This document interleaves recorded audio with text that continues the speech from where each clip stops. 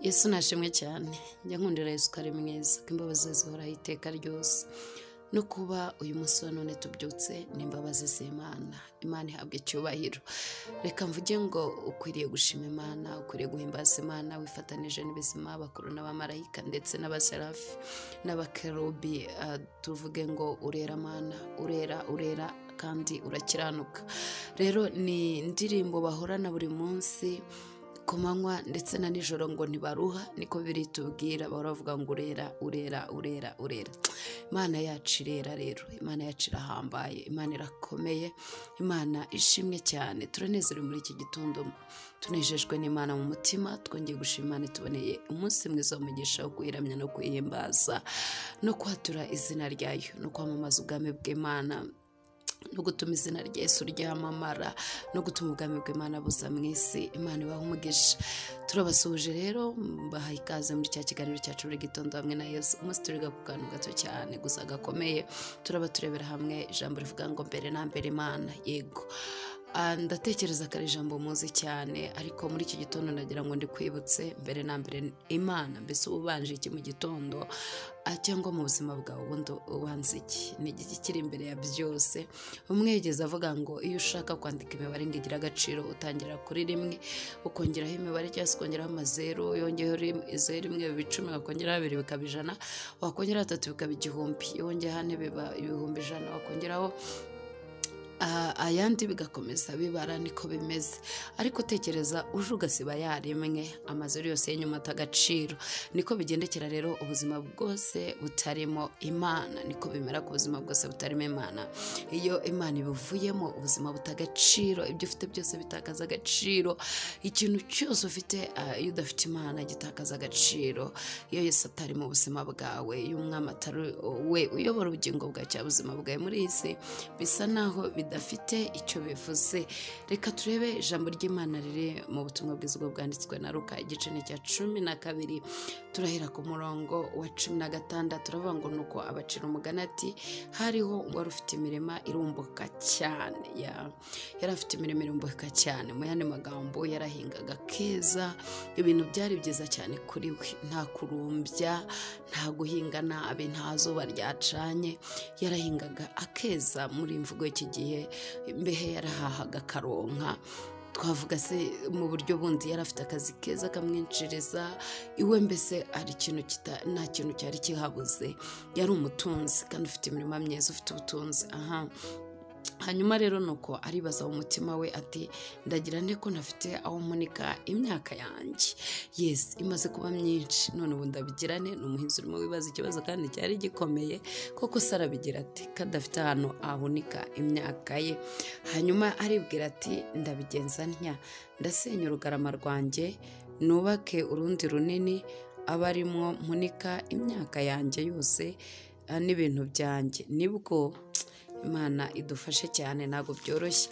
Aravuga ngo nibwo nzabwira umutima wanjye ni mutima wanjye ufite ibintu byinshi bikwiriye imyaka myinshi, ngaho uruhuka urye unywe unezerwe.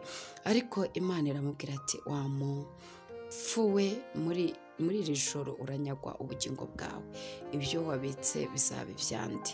Niko umuntu wirundanirizaho ubutunzi amera, atari umutunzi mu by'Imana. Ngira ngo mwabyumvise cyane.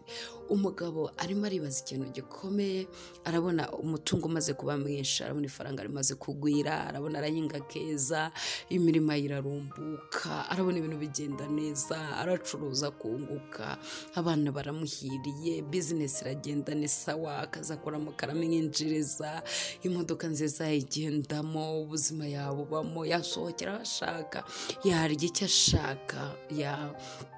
Se uyu muntu yazize iki? Yazize yuko ashaka guhunika ibyo no kubibika neza. Hari ijambo yavuze rikomeye, yavuze ngo noneho umutima wanjye ufite ibintu byinshi bikwiriye imyaka myinshi, ngaho ruhuka urye unywe unezerwe, ngaho ruhuka winezeze, urye unywe ugubwe neza. Imana rero imubwira ikintu gikomeye, aravuga ati se ko iri joro uri bunyaga ubugingo. Mwese umupfu urabwira umutima wawe kuruhuka, uruhukanye iki? Urabwira umutima wawe kunezerwa, unezeranywe iki?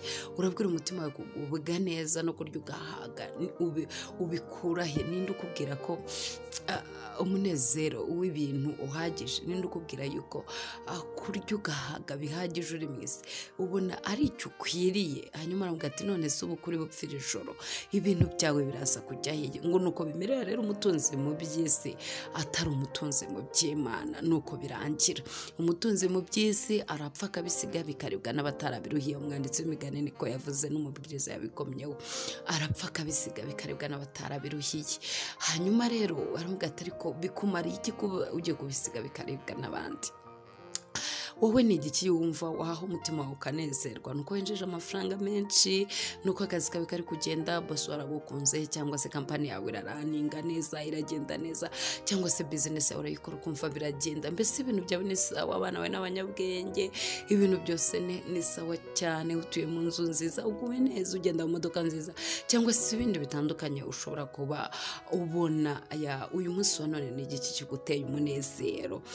Ni igiki kiguteye kunezerwa? Nimba hatarimo Imana, ndagira ngo nkubwire ngo wicaye hejuru y'amagi. Nimba hatarimo Yesu, ndagira ngo nkubwire ngo umunezero wawe ni uw'igihe gito, kuko Yesu niwe munezero w'igihe kirambye. Yesu niwe mahoro yacu. Yaravuze ngo mbasigiye amahoro, mbahaye amahoro yanjye. Rero ubugingo ntibuva mu bwinshi bw'ibintu dutunze, ariko ijambo ry'Imana ritubwira mbere na mbere Imana. Icyo ubanje muri iki gitondo ni igiki? Nimba hatariho Imana, ufashe rimwe wikuye imbere y'amazeru, amazeru asigaye ari kubara ubusa. Nimba utabyuka ushaka Imana, nimba utirirwa ushaka Imana, nimba utararushaka Imana, nimba utiyunze n'Imana, nimba udashaka Yesu, nimba udashaka ko ubugingo bwawe bwegurirwa umwami w'abami, ari we mwami w'amahoro, umunezero wawe ni ubusa, n'uw'igihe gito muvandi.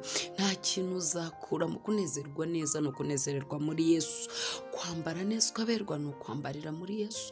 Amahoro meza arambye nayo muri Kristo Yesu. Ubuzima bwiza nubwo muri Kristo Yesu. Rero ndagira ngo ubwire muri iki gitondo yuko ikintu cya mbere ugomba kubanza ni Imana. Umutunzi Imana arambwira ati kuri kwiruhiriza iki? Rero mbivuze wavuga ati ubwo butumwa bwawe buteye ubwoba, kuki utekereza ko napfa?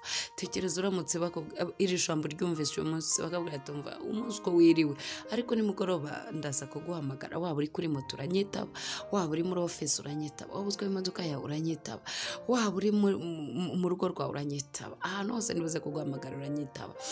Umunsi umwe nigeze gukora accident, noneho abashuti banjye barambwira bati Imana irakubibye, rero hari igihe izahamagara. Yes, ndabizi neza. Rero icyo gihe biri kukubwira ngo uguye mu muhanda, imodoka ntikurangije, ariko hari umunsi nzaguhamagara kandi uzanyitaba. Urupfu ruba ruri kuguha warning, ruri kukubwira ati burya ndiho, niba rutanabizi ndahari. Ubona rutwara abandi ukagira ngo wowe rwakwibagiwe. So rero hari abantu bagiye babona amabipe menshi, nanjye kamvuge nk'abo bashuti banjye, amabipe menshi babasona, ntibahamagare. Ukabona mbese nko kuri telefone isona ukabona yikuye. Abantu bagiye basimbuka impfu nyinshi cyane, kandi ndabizi neza mu buzima uwabyawe n'umugore ahora asimbuka urupfu. Mbese reka tuvuge ngo ni hafi aho ngaho, ariko noneho reka mbabwize ukuri, reka mbabwire inama nanjye nyigira. Nimba wararusimbutse iyo bipe, nimba uzi neza ko wayibonye, hari umunsi bazashyiramo amayinite bakaguhamagara, kandi baguhamagara uzitaba. Reka nkubwire, uzitaba nk'akuye umutunzi ubugingo bwe ko yabunyazwe, ibye byariwe ndi. Muri iki gitondo rero ndagira ngo nkwifurize kwiyungana Imana, kwegerana na Yesu. Imana ishimwe cyane, kubana nawe ibihe byose, kugendana nawe. Nimba ibintu byawe bigenda neza, fata rimwe wishyire nyuma y'ayo mazeru, kuko ibyese byose ni ubusa. Ubundi iyo bitarimo Yesu, iyo bitarimo Umwami, iyo bitarimo Imana, byagupfira ubusa. Fata rimwe wishyire imbere y'ubwo butunzi, fata rimwe wishyire imbere y'iyo business yawe, fata rimwe wishyire imbere y'urwo rugo rwawe rwiza wubatse, fata rimwe wishyire imbere y'ibyo bibazo byawe, kuko nabyo biza guhinduka ubusa iyo bigiye nyuma ya rimwe. Hari amategeko y'ikinyarwanda avuga ngo iyi nyuguti cyangwa inyajwi iburizwamo cyangwa se iyi ngombajwi iburizwamo iyiri imbere ya cyangwa iyikurikiwe na. So rero hari ibintu biburizwamo iyo bikurikiwe iyo biri inyuma y'Uwiteka Imana. Ibibazo byawe iyo Imana iri iya mbere biburizwamo bigahinduka ubusa.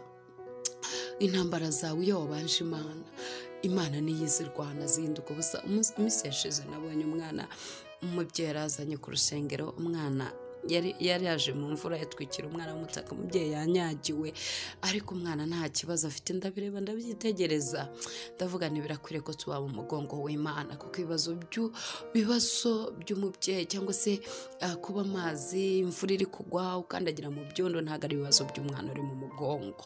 Birakwiriye ko tuba mu mugongo w'Imana. Abihetse bazarinda basaza bacyumva umunyenga, kandi abihetse ni ukuri baranezerewe. Mu mugongo harimo ubushyuhe, mu mugongo harimo amahoro, mu mugongo harimo umugisha. Intambara ziri kubera hasi ngo imuvi iratemba, imvura irimo iragwa, ntabwo ari ibibazo by'umwana uri mu mugongo. Ibyo ntibireba mama we.